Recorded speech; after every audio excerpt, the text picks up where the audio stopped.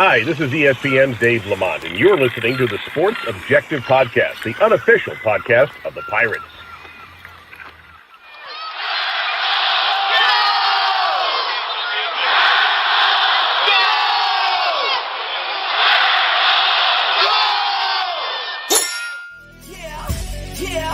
Yeah, my heart is purple and gold. I'm a pirate down to my soul, and I don't back down, not at all. Find out when the cannons explode, from the sidelines down to the post. Put it down like not even close, all out to the last whistle blow. From the flag with the soul and crossbones. Everybody stand up, get your hands up, let our team know that we got they back.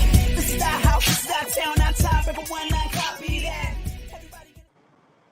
Welcome into the Sports Objective. We really appreciate everyone tuning in whenever and however you're watching and listening, whether it's YouTube, Facebook, or pretty much anywhere you find podcasts, you can find us. We continue to take a look at CREW 2022, the East Carolina signing class. And right now, very excited to be joined by a guy who's a preferred walk-on in this year's class, but, make no mistake about it, and this guy's a tremendous football player, a defensive end out of Roxboro, North Carolina, Person High School. And right now, welcome into the show, Preston Carr. Preston, we appreciate your time. Absolutely. Thank you. Absolutely. I know you're right there in Greenville. You just arrived within the last few days, so you're still getting acclimated to everything, getting to know your teammates and the coaching staff, and have really enjoyed it thus far. But just take us back to your high school career and, your love of the game of football and playing there for the Person Rockets. Yes, sir. Freshman year, I was playing inside linebacker. That was my first position, and fell in love with it. I love, moving around and flying around the field. And going into my sophomore season, I got offered a spot on the varsity, and I took that opportunity. And again, I was playing linebacker. And at Person High School, we ran a 3-4. We had a walk-up outside linebacker position. And very first game, the first quarter, one of our outside linebackers got hurt, and I was the next man up. And played outside linebacker for my sophomore season. And I had a buddy, Joshua Harris. He is a NC State defensive tackle. He helped me out a lot, because he would draw a lot of double teams, and I had to come across the edge quick and fast, and I could get that quarterback. And so sophomore season, I had a feel of what it was to be an outside linebacker / defensive end. And going into my junior season, I played a 4-down front. We played a 4-down front at Person High School, and I was the edge rusher. And for Person High School, I led my final season with team total tackles with 96 total tackles. I had over 12 sacks. I had 3 interceptions, and I believe it was 5 forced fumbles. It was okay. I thought I could do a lot better. I know I could, so I set the standard high for myself. And from my junior film, I was blessed, very thankful to receive 18 Division I offers to play college football. And around that time, that's when COVID hit and kind of messed up the class of 21, 22, and also the class of 20. And, put us in a little setback and delayed our senior year until that next February. And going into my senior year, again, I was playing on the edge, but we roughly had about 5-6 games, and didn't really pick up any more offers after that. I was dead set on Navy, committed to Navy and the Naval Academy on July 1st, 2020. So that was going into my senior season. And, I thought Naval Academy, it's a great opportunity, but I wasn't 2 feet in like we were talking about earlier. I was more of One, don't really know, but I know if I go, I'm set. But again, I wasn't really sure about that. And going into college, I had to go to the Naval Academy Preparatory School. And while I was there, I really didn't like it. Didn't feel home for me. like I said earlier, I noticed I didn't belong up there when I had to put sugar in my sweet tea. That's when I really realized I didn't belong up there, and then I wanted to come back home and play ball back down in North Carolina. And I denied my appointment to the academy, posted my decommitment, and ECU was the first one to contact me. And they said, look, we don't have a scholarship available, but we have a roster spot with your name on it. And I said, thank you, Coach. I'm gonna look for all the other opportunities financially. I'm gonna try to go to school for free on a full ride if I can. And I picked up around 8 more offers after that, and Virginia Tech hit me up, and they offered me another preferred walk on, and fell in love with Virginia Tech. Uh, there was some odds and ends I didn't really agree on, and going into coming to ECU on my little visit, it was just I was blown away. It was really interesting on how Coach Tesh and Coach D run their defense, especially their D line. They're blue collared, hard working, straight to the point. We don't care you're a freshman or a 5-year senior. We're going to play the best man on the field. And knowing that, I know I can come here and outwork anybody to a potential where I think I can achieve greatly. I know I have that mentality of working hard, and I know I can earn that scholarship. No doubt, and that's one of the things. Not to go too far down a rabbit hole, so to speak, but what you were mentioning about the scholarship crunch, and just the way um, you have the transfer portal, you had the COVID situation with guys getting an extra year of eligibility, and then that was awesome from the NCAA to allow that, but at the same time, they didn't, in my opinion, and a lot of coaches that I've heard speak on it necessarily have the best plan in place to get back to that 85 scholarship limit on a more gradual basis. So they had to make tough decisions and had to kind of redirect some of their players elsewhere and help them find new homes and put coaches in a awkward position to say the least. But like you're saying, tremendous opportunity that you're blessed with now. And going back to your recruitment, was it Coach Doust or I know obviously he's going to be your position coach, but who handled your recruitment? Coach Douse, he did. He was a part of my recruitment, but Coach Tesh, the defensive tackles coach here, he was the he was the man. If I needed to call him, had questions or anything, he was the one who helped me out the most, and he was on the phone with me almost every night, trying to get me to come to school. And I fell in love with it. I felt wanted here, and I know I can make a tremendous impact coming off the edge, especially playing Navy this upcoming season. Now I know you talk about your visit to East Carolina. Off the air, we were talking. Prior to your visit, you had not been to campus, correct? Or even just to Greenville. Correct. Yes, sir. So talk about that. I mean, you weren't that far away. You're between 2 and 3 hours from campus, probably something like that. There in Roxboro, up north of the Triangle. So if you would just talk about your impression of East Carolina football from afar, and and I know you said you're obviously blown away with the facilities and just East Carolina and the Greenville community and it being the epitome of a college town. Yes, sir. Yes, sir. Yeah. So when everybody know, if you're in North Carolina, you know what Greenville is. Hey, don't get me wrong. Greenville is a great place to be. It's a small town. Uh, it's a football town. It's Greenville, and I'm a small town Southern blue collar person. And it was like high school a little bit almost when I come to visit. I felt home, and coming here with Coach Tesh.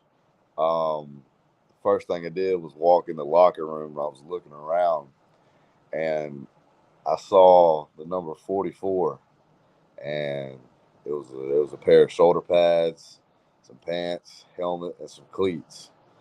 And he told me he wanted to take some pictures with us, and I threw the gear on, and I'll tell you what, I don't think I've ever looked that good in purple and gold in my life, and I fell in love with it.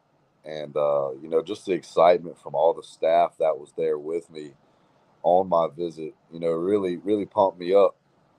And just knowing what ECU has to offer outside of football, of all the like care they take for you, all the people that have your back here, with academics, with financial aid, all this other stuff, it really, really shows how ECU runs herself, and it's a great program. And meeting Big John, talking to him got me fired up because I live in the weight room. I love it, and I could see myself. I could see myself in that weight room looking at the field, and I can see myself coming and playing real soon.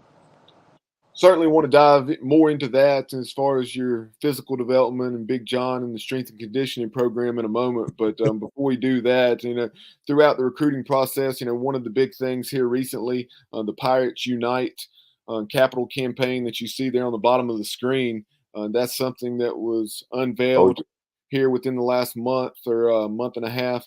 And one of the big things in that, probably the biggest thing in that, as far as the athletics program as a whole, is not just a football program, because a lot of the programs will use it at some point in time. But the indoor practice facility is going to be right around $20 million. And there, you see it in the bottom right corner of our screen for our viewers. That's all.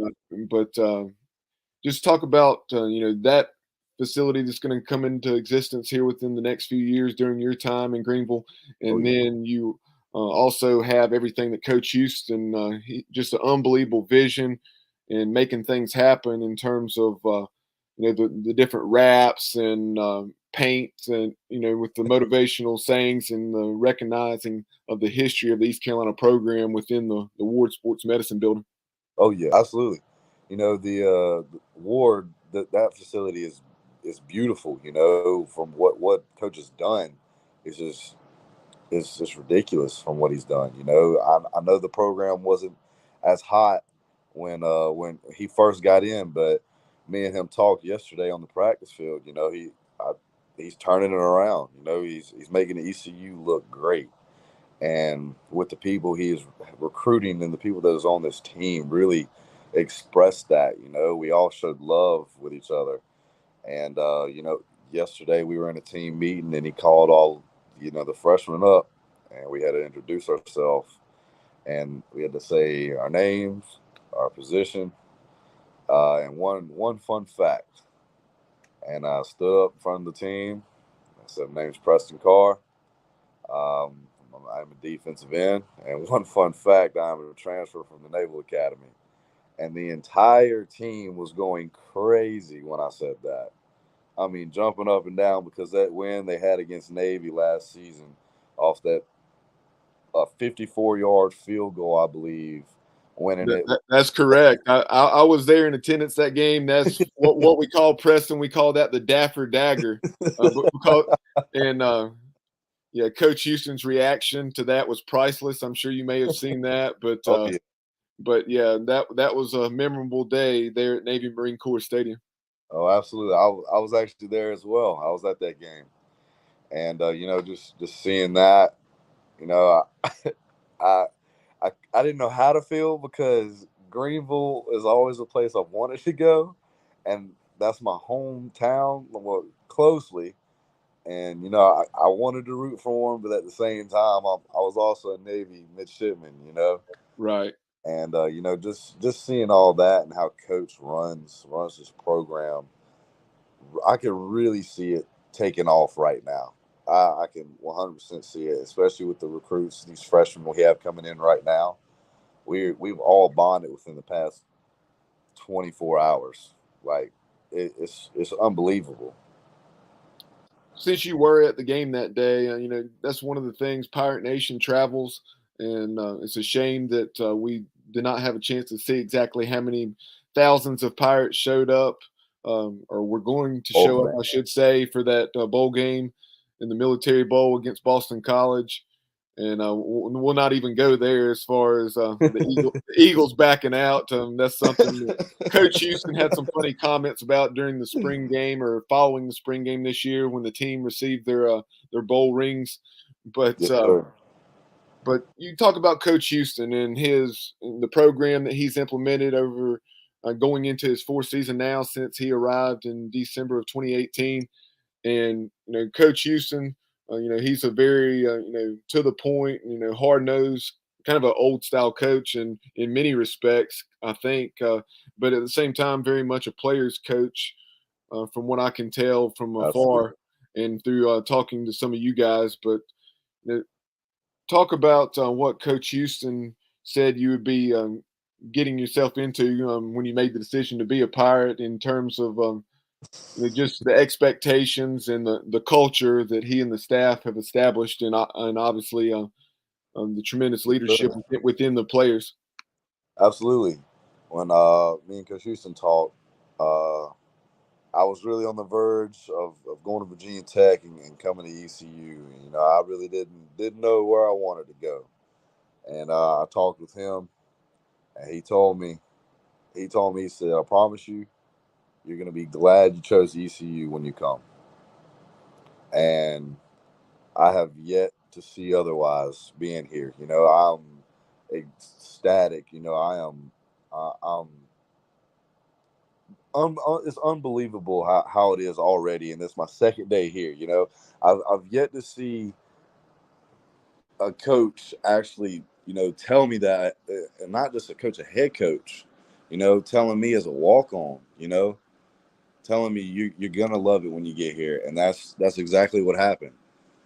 I fell in love with the team. I fell in love with the staff and everything. The way he runs this program is honestly unbelievable.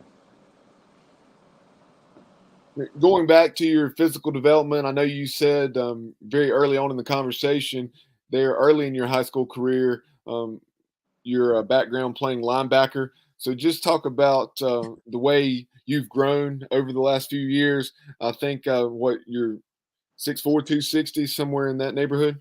Yes, sir.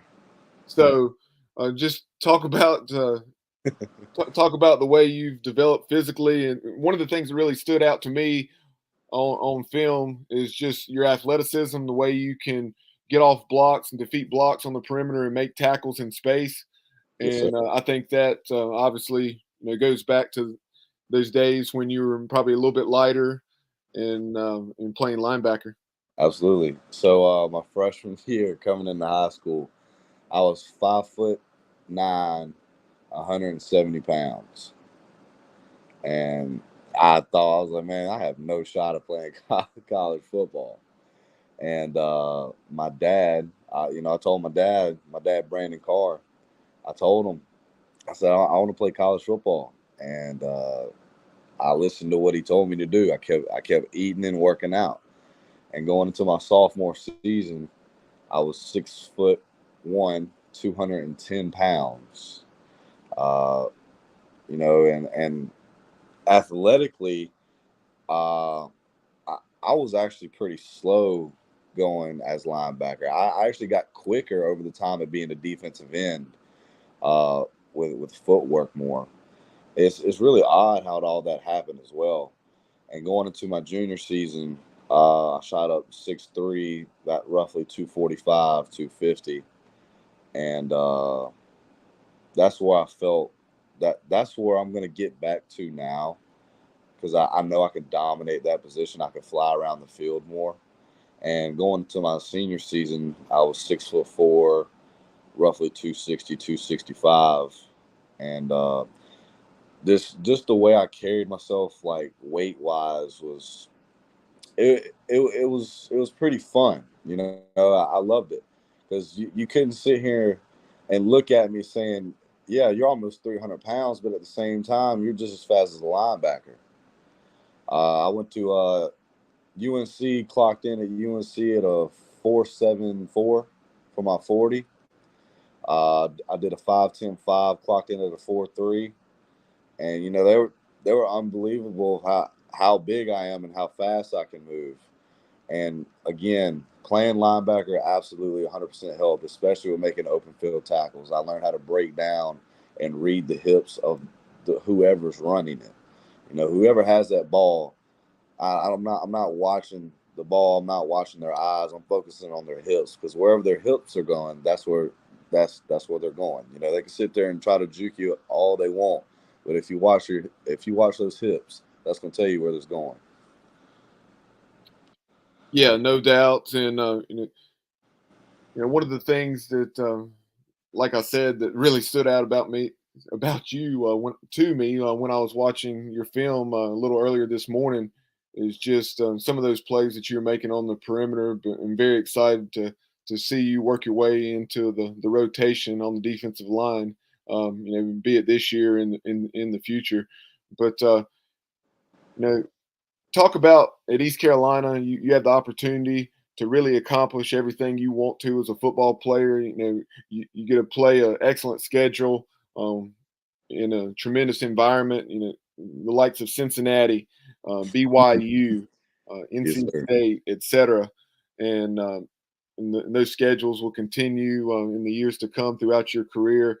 And then, in addition to that, just um, you look through East Carolina's history. You've had guys like Linville Joseph, Yes, um, sir. who's I think still playing, or at least did up until last year, and then C.J. Wilson, who's now the coach, head football coach over at North Pitt High School, right there outside of Greenville. Yes, sir. He played for years and years with the Green Bay Packers, as well as the Raiders and some other organizations. Absolutely. So I'm if excited. you continue to if you do what you can do, then that type of Yes, sir. opportunity may present itself. And I'm not here to just to be, like I said earlier, 1 foot in. I'm full on 2 feet.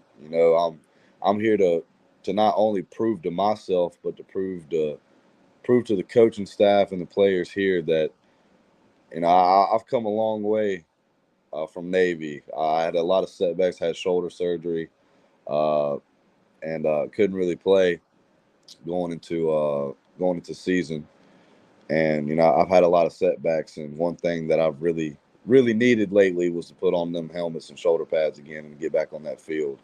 And that's gonna start that fire back up in me, and me going out there and proving to them, I'm not a scrub. I know what I'm doing a little bit, but I know Coach Tesh and Coach D can help me become better than what I am and what I can be. Absolutely. You talk about Coach Tash and then Coach Doust. Tell us about Blake Carroll. Tremendous defensive coordinator. Oh yeah, Entering this season, he's really made a name for himself with the job that he and the staff have done turning around this defense, which had really struggled prior to his arrival.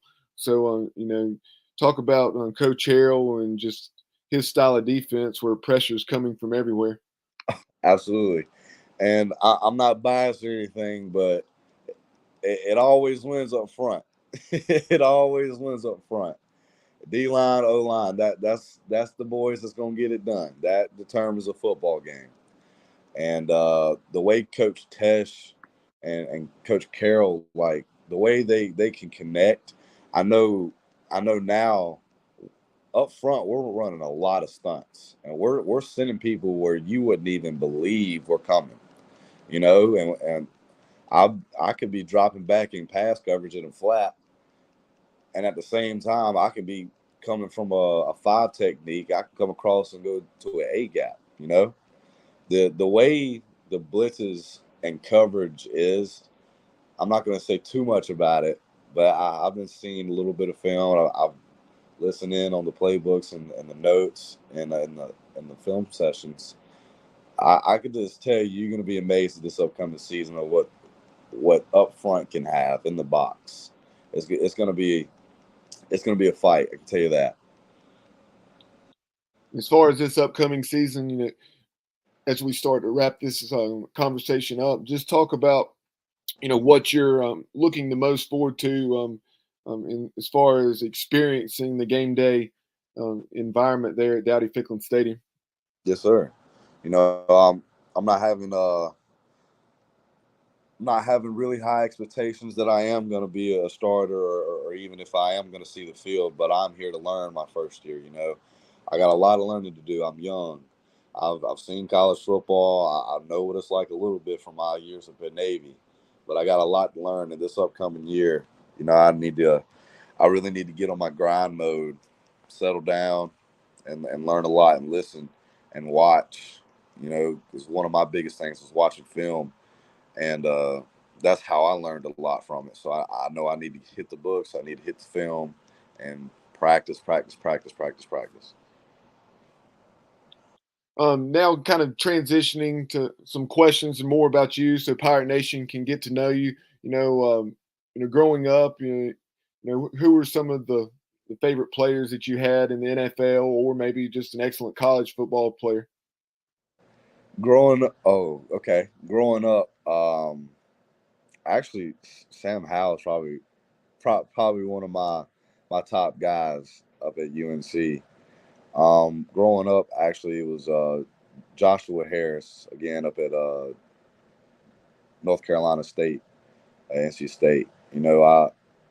Like I said, I played with him my sophomore year. He was a senior, and growing up with him, he taught me a lot. And I listened. I sat back and I learned and I watched, and like watching him, and then of course, I mean, we can't go wrong with Ray Lewis. Can't or Cam Chancellor. We can't ever go wrong with them cats. Because I tell you what, if they're coming with that football, they're gonna hit somebody. They don't care who it is. They're gonna hit, and that's how I love it. If you got the football, I'm coming at you pissed off. and Ray Lewis and Cam Chancellor growing up, that's what they did every play. Absolutely. Those Raven defenses were unbelievable.